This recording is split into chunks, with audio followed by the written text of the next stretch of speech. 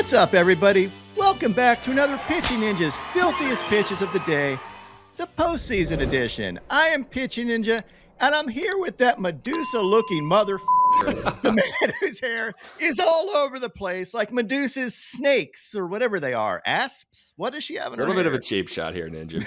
Ninja, enough about my hair, and on to the Los Angeles Dodgers won the National League pennant. They are faced the New York Yankees in the World Series. Just an absolute dream for Rob Manfred and sports writers alike. An absolute nightmare for people just rooting for the underdog. Like the New York Mets, their magical season has come to an end. And, I kid a little bit. They're not exactly the underdog considering they have the number one payroll in baseball in 2024. But Ninja, it actually, the story does go a little deeper than that because the Mets management did actually kind of punt on this season earlier this year. $50 million of their cap goes to guys who just aren't even on the team anymore. We got McCann, Scherzer, Verlander. Edwin Diaz got hurt, missed out on the Yamamoto sweepstakes. Marte, who's been in and out of injuries. Lindor has been on the Mets for 4 years, never made an all-star team. There's a lot of underdog stories here, Ninja. And also, you got to remember, the Mets are crosstown from the New York Yankees, who, in my lifetime, have won 5 World Series. The Mets haven't won a single one. So the Mets will always kind of be the little brother. And it was a magical season. And just wanted to give a little props to them because it was a fun time in New York for these last couple of weeks. And it was a great season and bright future for the Mets to come. That being said, let's talk about the baseball game that happened, Ninja, yesterday. Wasn't the best pitched game. We had a disappointing outing from Sean Manaea, who's been an ace all postseason. But Ninja, the Dodgers won it, and they did something right. So tell me about what they were doing right. I mean, they just basically threw a bullpen game. The Dodgers bullpen is as good as anybody's bullpen in the major leagues. They have so many different arms, and they're actually missing Vesia and Brusdar Graterol, who, I mean, those are two of their best arms. Like, this team has a dominant bullpen. So bullpen games are exciting for me to watch as a pitching guy. And Dodgers fans don't ever view this as a throwaway game. This may be their strongest pitching when they throw a bullpen game. Michael Kopech opened the game for the Dodgers. He had 1 K in 1 inning, giving up a run. He had this nasty slider. Anthony Banda came in then and had 2 Ks in 1 1/3 innings, giving up 1 run. He had this 97-mile-an-hour heater and his slider. Probably the highlight of the game, pitching-wise, was the man Blake Treinen, who had 4 Ks. He had these sinkers and these ridiculous sweepers, like literal video game stuff. His stuff is so filthy that John Smoltz, of all people, Mr. Old Curmudgeon-y ass, goes like, you're going to watch this guy, and this movement is real. Like, this is crazy. When John Smoltz tells you that, and when John Smoltz is impressed with somebody like that, they're absolutely disgusting. And these were just filthy. I did an overlay of a sinker and sweeper, and I don't even know that this does it justice, but it's pretty funny to watch Pete Alonso foul one off his leg and go hit the ground. On the Mets side, Sean Manaea started the game. He had 2 Ks in 2 innings, giving up 5 runs.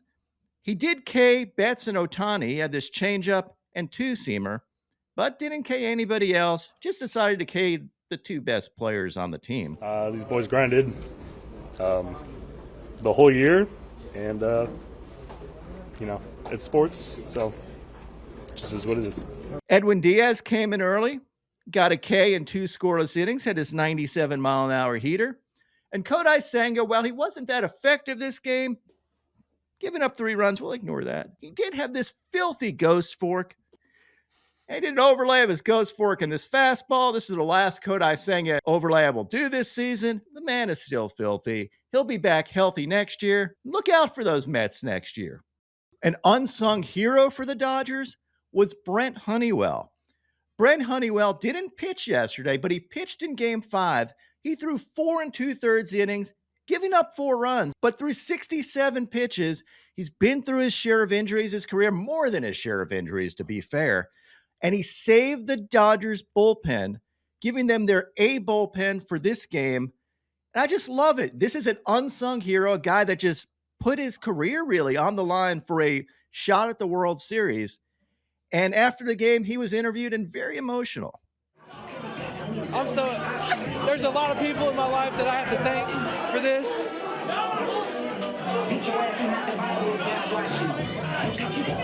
This guy threw, what was it, 4 innings? 4 2/3 for us in New York. He came out of the game. What did I tell you? He said I won us Game 6. Wow. And you were right. How much does Brent Honeywell mean to this team? Just everything he brings. That's a dog. That's a dog. Our whole bullpen's dogs, but this guy, put him in any position. Hey, you need 2 outs? He's got you. You need 3 innings? He's got you. Hey, you need someone to throw live BP in San Diego? He's got you. This guy might have gotten Mookie Betts right because he threw him live BP. I don't know if you guys knew that. He threw him live BP because he wasn't active at the time. He threw him live BP. Mookie Betts started going off. Did you throw him a screwball? No, I fed him down the middle and said, crack that shit out of the ballpark. He doesn't get enough credit. This dude's amazing in here. On the bus, in the clubhouse, in the bullpen. This dude's amazing. Open question, Will. Do you think Shohei comes in and pitches in the World Series?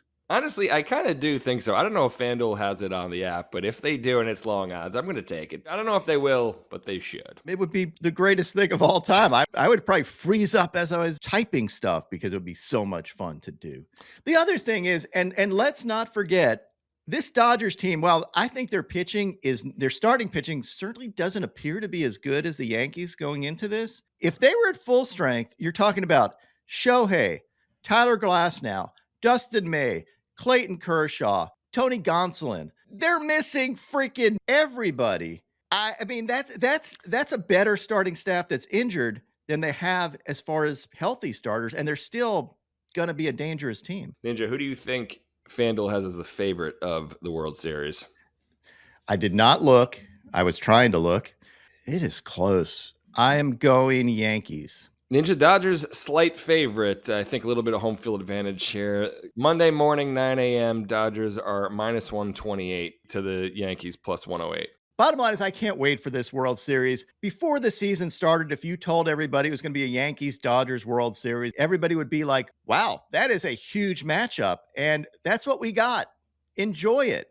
This is what it was made for. We will be here until we're at the World Series. Maybe we'll even do a show from the World Series because that's how we roll. And now my pitching ninja moment of Zen. How it started this year? Dile, buenos días. Buenos días. Dodgers. Sí, buenos días, fanáticos. ¿Fanático? Sí, fanáticos. Fans. ¿Fanático? Fanáticos. Buenos días, fanático. And how it's going now.